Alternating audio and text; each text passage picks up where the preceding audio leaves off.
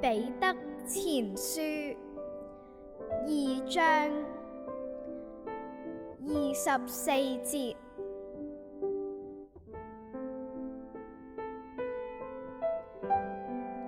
他被掛在木頭上，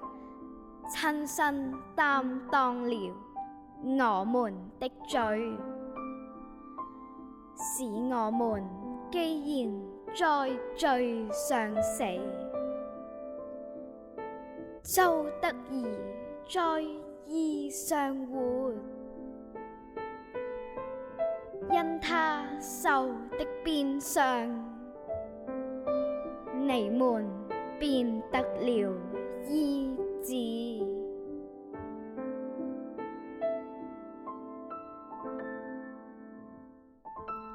親愛嘅天父，多謝你咁愛我哋啊！雖然我哋成日都做錯事，唔識得原諒自己，更加唔識得原諒身邊得罪我哋嘅人，但係你竟然為我哋犧牲，你為我哋受盡鞭傷，叫我哋今日可以再一次經歷